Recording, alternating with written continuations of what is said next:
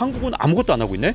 쟤는 관세 떼들어 맞겠구나. 방위비 1조 5천억 원 마음에 안 들어. 10조 원으로 해. 미국 증시는 진짜 날이면 날마다 오르는데 왜 이렇게 한국 증시는 안 좋은가? 네. 다른 나라에 비해서 한국 증시만 상대적으로 훨씬 나쁘잖아요. 네. 그 이유는 In fact, I would encourage them to do whatever the hell they want. You got to pay. You got to pay your bill. 우크라이나 전쟁이 어떤 식으로 끝나는 게 트럼프한테 유리할까요? 러시아가 지고 끝나면 트럼프 입장에서 이게 유리할 게 없는 게 근데 어느 정도 러시아가 승리할 듯하는 상황에서 그렇죠.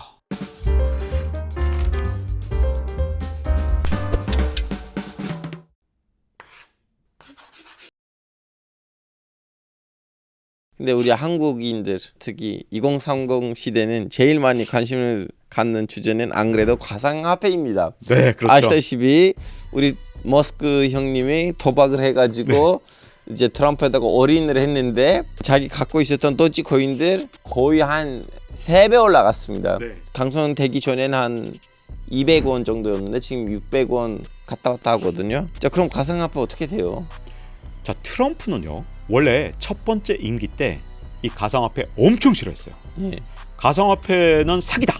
네. 이런 발언도 했거든요. 근데 지금은 왜 이렇게 가상화폐를 좋아하게 됐을까요? 트럼프를 자꾸 이제 우리나라에서 약간 희화시키고 뭔가 자기 개인적 이득만 취하려고 그러고 이렇게만 생각하는데 사실 트럼프도 국익을 진짜로 생각하거든요. 그 국익하고 이 사실은 가상화폐 키우는 게 아주 밀접하게 연관되어 있습니다. 자, 트럼프 일기 때 2019년만 해도 예. 세계 세계 가상화폐 수도 그때 미국이 아니었습니다. 미국 아니었어요? 네, 그땐 중국이었어요. 아, 그래요? 네, 비트코인의 전체 거래량의 75% 정도가 중국에서 일어났거든요. 그냥 중국이 다음에 때리지 않았어요? 규제를? 그렇죠. 이게 어떻게 된 거냐? 이게 사실 이 비트코인의 역사가 아주 흥미로운데요. 예. 2011년에 이제 중국에서는요, 비트코인 시장이 중국에서 자꾸만 커지는 걸 굉장히 좋아합니다. 예. 그래서 비트코인을 중국에서 채굴을 많이 하는데 왜냐? 전기값이 엄청 싸죠. 네. 그래서 중국에서 이걸 채굴을 해서 전 세계로 파니까 그 당시에 중국 정부는 와, 비트코인 진짜 좋은 산업이다. 네. 이거 외화벌이 산업이네. 달러를 벌어오네. 이렇게 생각을 했습니다. 예. 근데 이걸 완전히 바꾸는 사건이 2016년에 일어나요. 조지 소로스 아시죠? 예. 영국의 파운드화를 무릎 꿇린 남자. 예. 그리고 영국의 중앙은행을 항복하게 만든 사나이. 네. 이렇게 말하잖아요.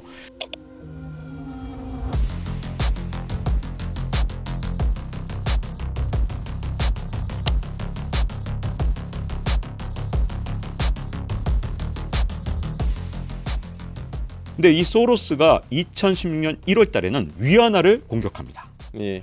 그래서 위안화 가치가 떨어지는데 네. 완전히 베팅을 해서 위안화를 박살내려고 그랬어요. 예. 그때 겨우겨우 위안화를 지켜냈거든요.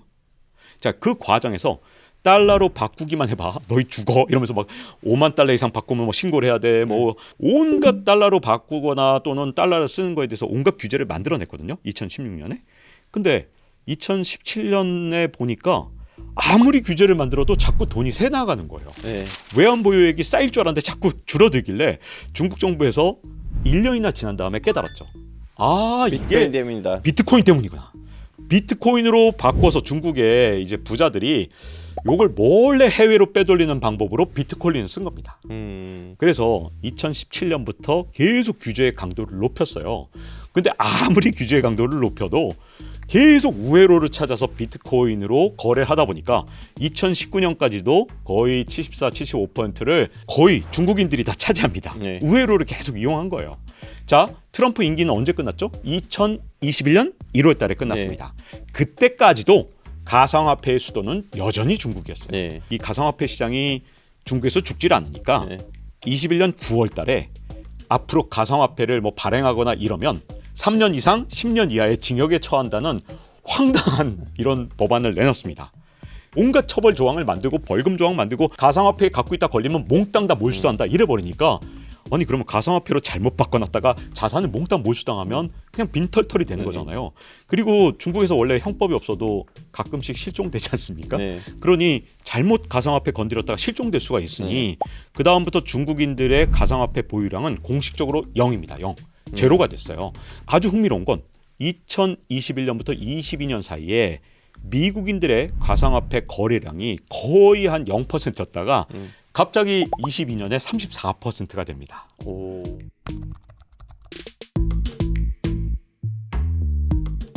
그러니 가상화폐의 중심이 점점 미국으로 넘어온 거죠. 그러면 중국은 뭘 하고 있느냐? 달러 보유량을 어떻게 좀 줄이고 이걸 바꾸고 싶은데 뭘로 바꿀까 이제 고민을 한 거예요. 한때는 달러의 패권 통화 요걸 지위를 공격해 보려고 그랬는데 위안화 지금 현재 달러에 비하면 상대가 안 되거든요.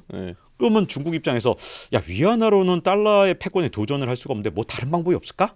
뭐가 있을까요? 금이죠. 금. 금은 이게 실물도 있고 이게 금을 해외로 빼돌릴 수가 없잖아요. 네. 미국의 패권에 좀 더 흠집을 내면서 이 중국인들이 돈을 빼돌리지 못하게 만드는 자산으로 금을 선정했습니다. 그래서 중국의 중앙은행인 인민은행이 금 보유량을 점점 늘렸고요. 그것도 아주 급속하게 늘렸습니다. 그다음에 중국인들이 달러 사는 건 계속 감시해요. 야, 너 달러 샀네? 이렇게 세무당국에서 자꾸 전화 오고 막 그럽니다. 근데 금 사는 건 중국 당국이 지금 용인해주고 있어요. 왜? 달러에 어떻게든 흠집을 내는데 금만큼 좋은 게 없거든요. 그래서 금을 자꾸만 키우니까 자 이제 트럼프 입장에서는 저 금값이 자꾸만 오르는 게 너무 부담되죠. 왜냐? 사실은 달러가 지금은 패권 통화지만 그 직전까지 우리는 뭐가 패권 통화였냐? 사실은 파운드화였고 파운드화일 때도 사실 금이 기반이었어요. 그렇죠. 1온스에다가 맞습니다. 고정시켜놨죠. 네. 그리고 달러도 고정시켜놨죠. 네.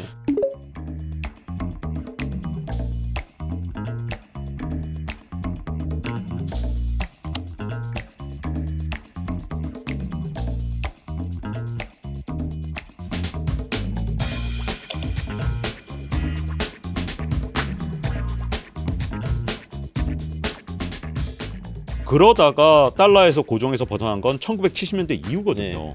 근데 금이 크는 건 사실 우리 인류가 4,000년 동안 사용해왔던 화폐이기 때문에 굉장히 미국 입장에서 위험하고 걱정되는 거예요. 네. 다른 종이돈은 하나도 안 무서워요.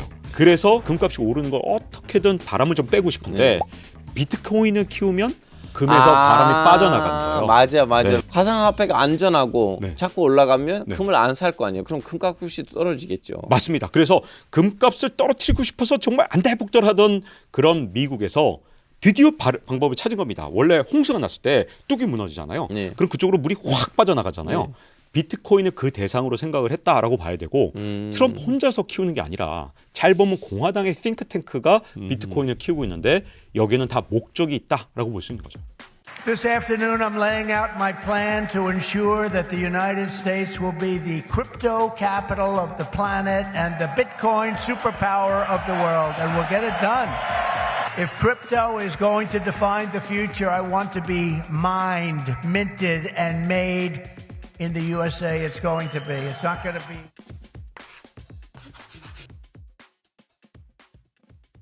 최근에 와서 이제 뉴욕 주식이 올라갔다는 기사들 많잖아요. 이건 트럼프 때문이다라는 사람들도 있는데 진짜 트럼프 때문이에요? 네, 트럼프 효과가 분명히 있는 거고요. 네. 이게 1기 때 효과를 봤기 때문에 2기 때도 영향을 미칠 것이다라고 현재 판단을 해서 트럼프 취임 전에 반응을 한 겁니다. 자, 트럼프가 내세운 정책 중에 지금 주식 투자자들이 가장 좋아하는 게 뭐냐? 법인세를 깎아준다. 이거예요. 자, 원래 법인세 감면을 트럼프 1기 때 엄청 해줬습니다. 네. 그런데 이제 트럼프 2기 때 사실 그 시한이 끝나요. 근데 트럼프가 공약을 했습니다. 법인세 감면을 그대로 유지하겠다. 오히려 더 깎아주는 방법을 찾아주겠다.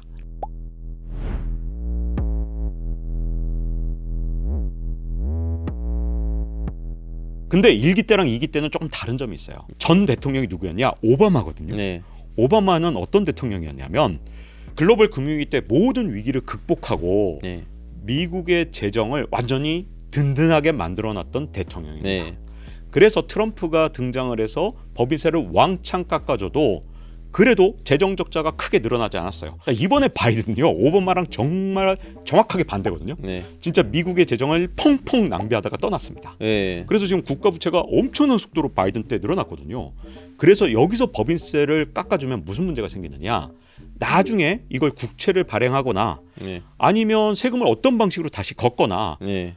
뭐 여러 가지 방법을 써서 뭔가 이 세수 펑크를 막아내야 되거든요. 네. 더군다나 이 트럼프 1기 때는 아무리 법인세를 깎아주거나 아니면 소득세를 깎아준다 하더라도 물가가 오르지 않았어요. 네. 근데 지금은 바이든 때 워낙 많은 돈을 풀어놨기 때문에 지금 이대로 여기서 감세를 더해준다. 그럼 사람들의 가처분 소득이 늘어난다. 네. 그러면 물가가 튀거든요. 제가 보기에 나중에 반드시 부메랑처럼 그 후폭풍이 다가오는데 주식시장은 거의 파블로프의 개처럼 반응해서 일단은 야 법인세 깎아주니까 주가 오른다 여기에 반응을 한 거고요. 트럼프가 실제로 취임해서 그런 식으로 세금을 깎아주게 되면 적어도 1분기, 2분기 내로 야 이거 세금 걷어야 되는 거 아니야? 물가 오르는 거 아니야?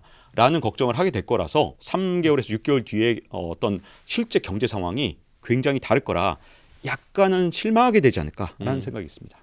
반면에 우리나라 증시는 이렇게 됐어요.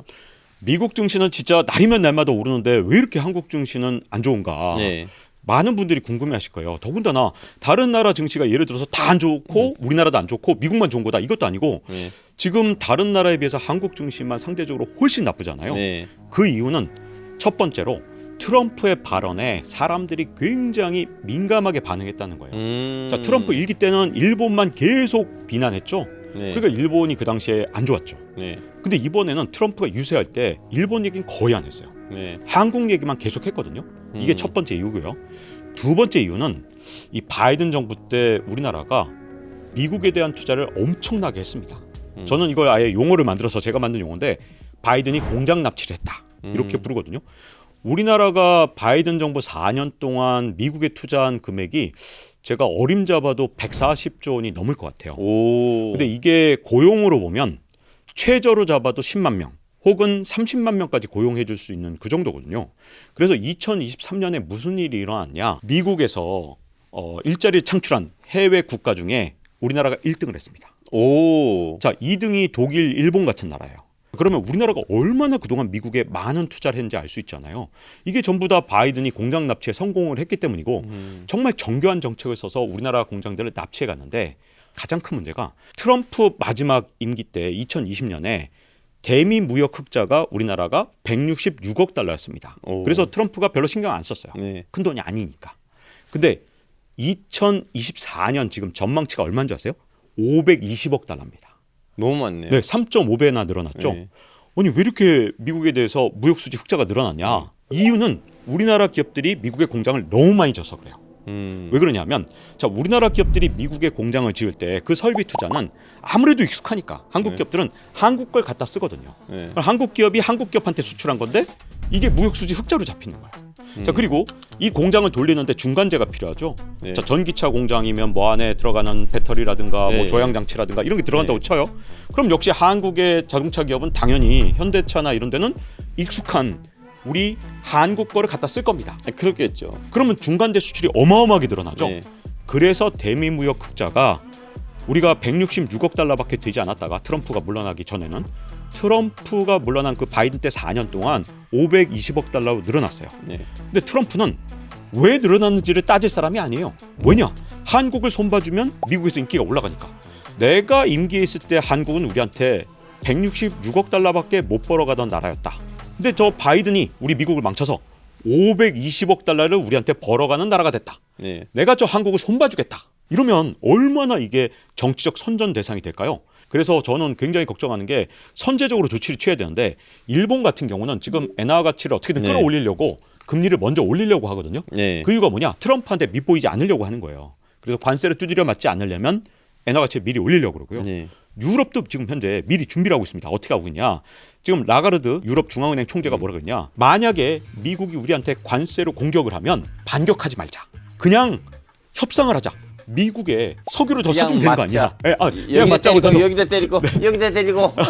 그 어떤 식으로 만드냐? 관세를 두드려 맞는 것보다 미국의 무기를 더 사주자. 네. 미국의 석유, 천연가스를 더 사주겠다고 하면 트럼프가 우리한테 관세를 때리지 않을 것이다. 이런 준비를 하고 있거든요. 근데 한국에선 지금 아무 얘기도 없으니까 한국은 아무것도 안 하고 있네. 쟤는 관세 떼들어 맞겠구나. 그래서 지금 한국에 대해서 해외 투자자들이 저 나라는 지금 준비가 안 돼 있다라고 생각한 겁니다. 이제 트럼프하고 한국이 같은 문장에 들어가면 세 번째로 들어가는 단어는 이제 아시다시피 방위비 분담금인데요. 진짜 올려줄 거예요? 우리 2030까지는 계약을 맺었는데 올리지 말라고?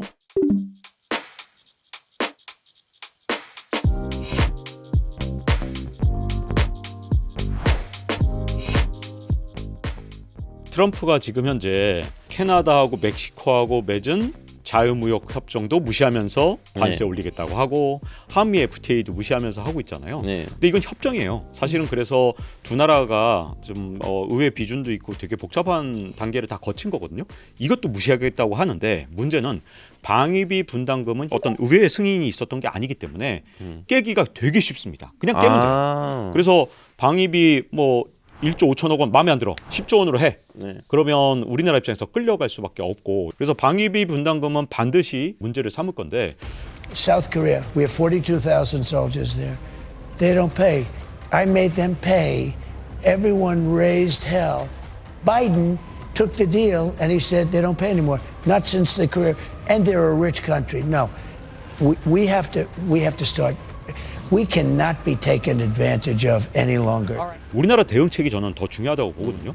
자, 트럼프 입장에서는 우리나라한테 뭔가 선물만 받으면 되거든요.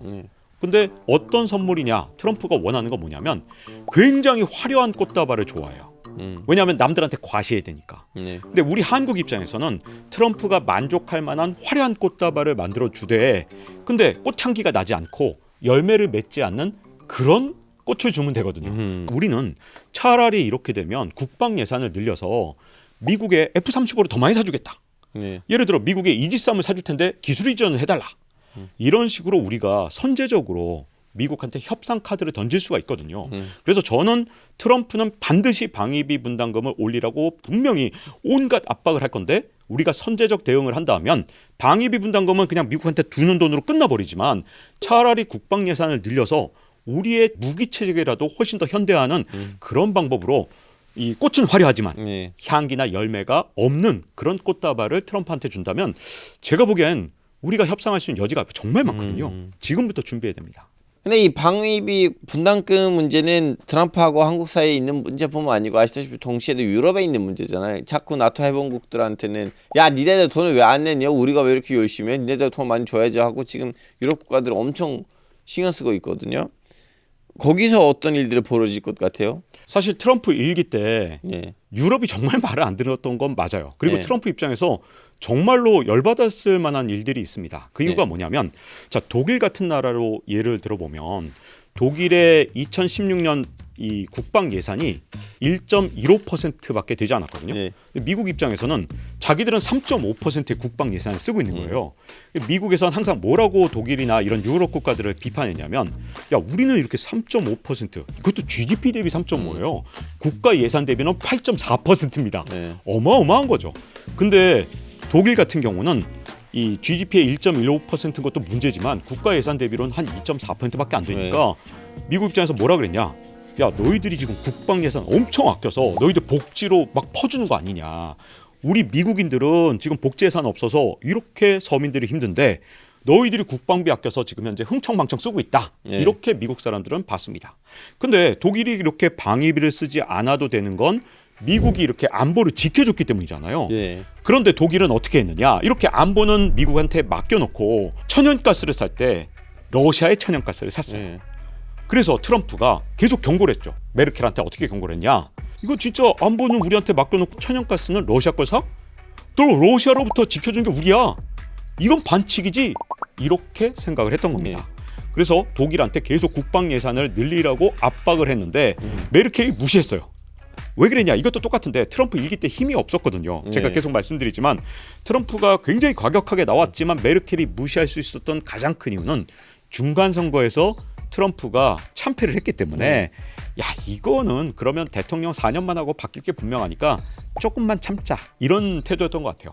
자 그런데 지금 이제 국제 정세가 완전히 바뀌었습니다.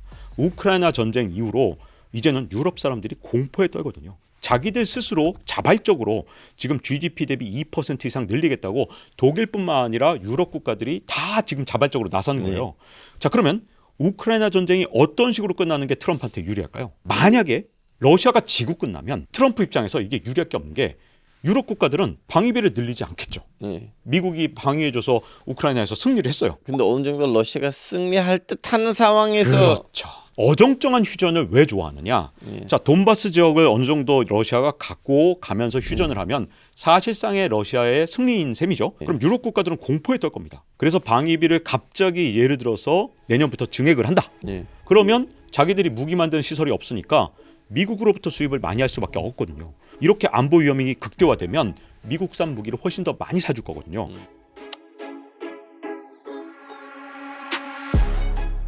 그래서 트럼프가 좀 이해가 안 가겠지만 왜 우크라이나에서 이렇게 패전한 상태에서 휴전을 하려고 하느냐. 트럼프의 노림수는 그냥 무조건 미국의 이익만 따지니까 어떻게 미국이란 나라가 이럴 수 있지? 그래도 세계 평화를 위해서 이러면 안 되지 않아? 트럼프는 그런 거 없거든요. 장사꾼이기 때문에 더 많은 무기를 팔 수 있으면 무조건 미국한테 유리한 거 이쪽을 택하는 겁니다. You didn't pay, you're delinquent. He said, yes, let's say that happened. No, I would not protect you. In fact, I would encourage them to do whatever the hell they want. You got to pay. You got to pay your bills.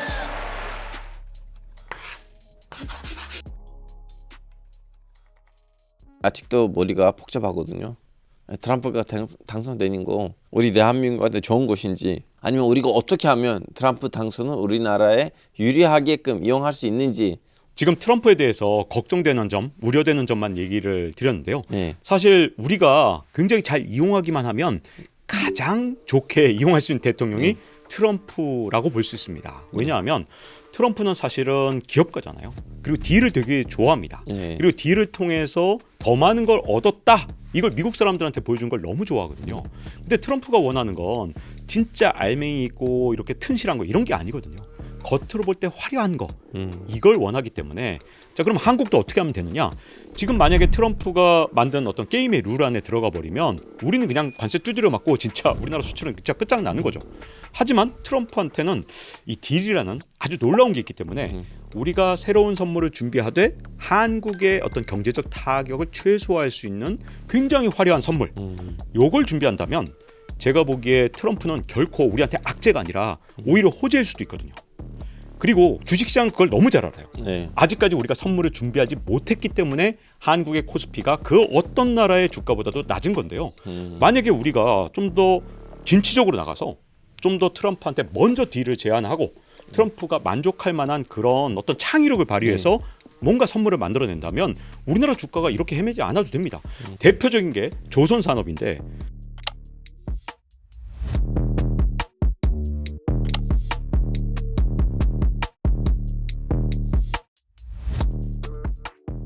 미국은 조선산업이 지금 붕괴됐거든요. 거의 없다시피. 그래서 미국에서는 지금 현재 군함을 만들 수 있는 힘이 없어요. 그런 시설이 없어요. 그래서 우리나라가 선물을 딱 준비해서 미국 군함을 이런 식으로 건조해 드릴 텐데 기술 이전 좀 해주세요. 이런 식으로 할 수 있죠. 더군다나 이 미국의 군함을 수리하는 거 요거는 미국 영토 밖에서도 되거든요. 미국 군함을 아예 건조하는 건 미국 영토 안에서 해야 되지만 수리는 밖에서도 됩니다. 이런 걸 우리가 해드릴게요. 대신 우리한테 이런 걸 좀 해주세요. 대신 선제적으로. 살살 좀 해주세요. 네, 그렇죠, 맞아요. 살살 좀 해주세요. 이게 우리가 진짜 사대주의가 아니고요. 그냥 국익을 어떻게 하면 가장 지킬 수 있느냐. 그걸 꾀를 내는 거거든요. 현명한 겁니다. 현명한 쪽을 택해야 되는데 그거를 우리가 준비해 놓지 않는다. 그러면 트럼프의 직격탄을 우리나라가 받게 될 겁니다. 오늘 이게 웬 날이지에서는 트럼프 당선 이후에 도래한 격동의 시기를 어떻게 헤쳐나가야 할지에 대해서 살펴봤는데요. 오늘의 난리지를 한 줄로 부탁드리겠습니다. 트럼프 시대는 하면 됩니다. 좋습니다. 다음 시간에도 알찬 난리지를 가지고 돌아오겠습니다. 감사합니다. 감사합니다.